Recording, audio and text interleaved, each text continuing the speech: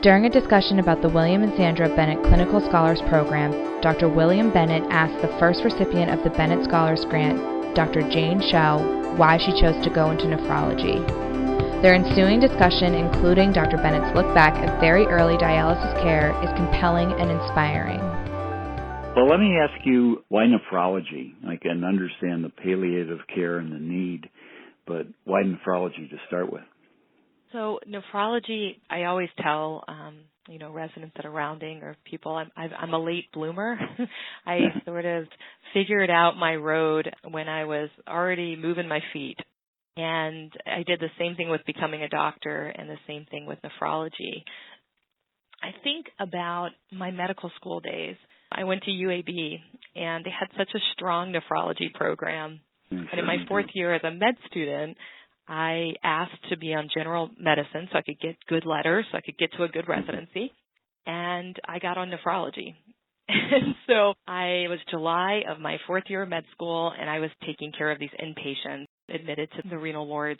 And I was so impressed by, number one, I was already interested in older patients. I had done some research. I had a great mentor at UAB who was a geriatrician, and so I was sensitive to geriatrics and sensitive to their stories and the ways that I could kind of help them with their quality of life. It was always about kind of helping people live better. And then I was impressed that most of those patients were older and they were complex, and they really valued their nephrologist. They thought they were their doctor. Then I met my nephrology attendings, some of the most amazing nephrologists that I still remember and still have the fortune of seeing at ASN, but they really valued their patients. They were dedicated to their care, and it wasn't just what their dialysis prescription was. It was their bone disease. It was all of the secondary complications of nephrology. And I loved it. And it didn't quite come to form until I went to residency and I started realizing what my interests were and where I was gravitating. And I was at Hopkins and had the joy of working with Mike Choi, and that same sort of bond with patients, that excitement about education and teaching, it all came through with nephrology. And so looking back, that's what made sense for me as I thought about what my fellowship would be. Yeah, I think that most people, if they ask themselves why they became nephrologists, it's like that. It's a specialty that you have to be a good general human being and doctor. And one of the things that bugs me about some modern trainees is they're very focused on just dialysis, and they're all over the country. But the heart and soul of nephrology is the diseases, interacting with that human being, and then trying to be the patient's real doctor for everything. And back in my younger days, I actually wrote something about the fact that nephrologists really make some of the best primary care physicians, because that's basically what we do. And it's a shame that sort of the divorce between primary care and tertiary care is as stark as it has become, because I think nephrologists, you don't lose your internal medicine smarts just because you become a nephrologist.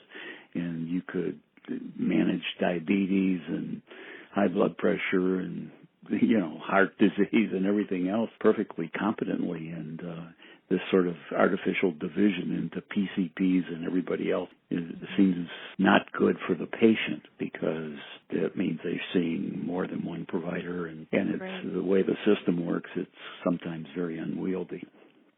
I agree, and I think that it gets back to why we're having such a drought in terms of interest in nephrology. And I think that if we could dig deep into what it is to be a nephrologist, what it is to be a caring physician for our patients, thinking beyond the box that's next to their dialysis bed, I think that would instigate a total return and vibrancy towards nephrology.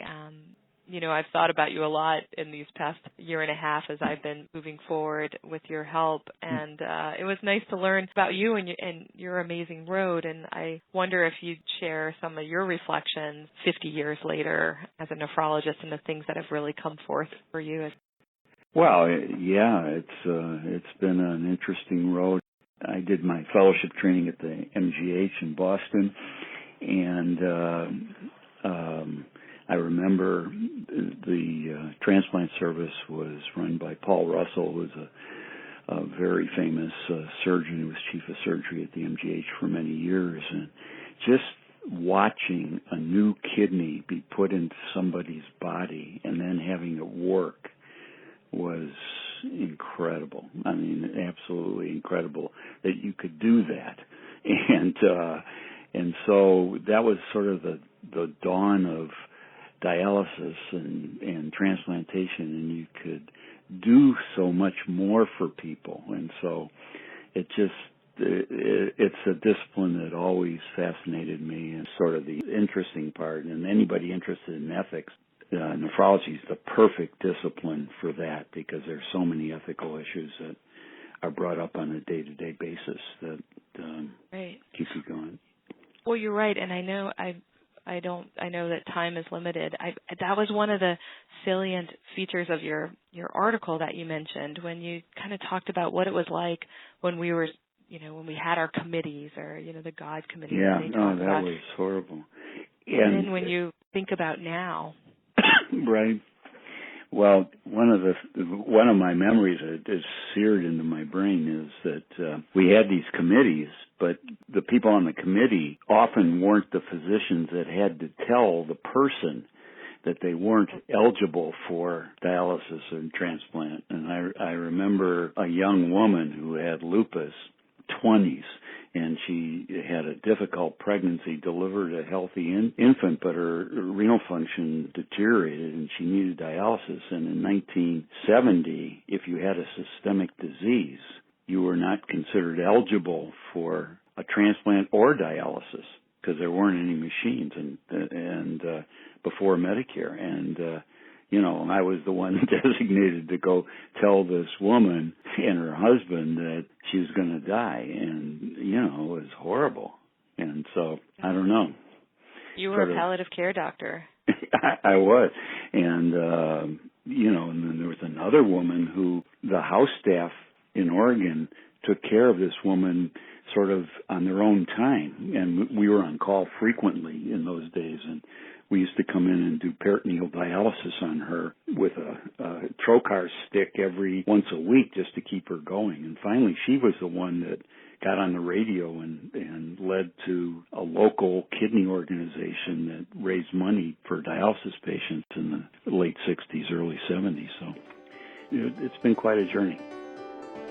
The ASN Foundation for Kidney Research commits more than $3 million every year to support cutting-edge studies that fuel today's innovations and tomorrow's cures. The ASN Foundation encourages you to learn more about its grants programs and how you might participate by visiting the ASN website at www.asn-online.org/grant.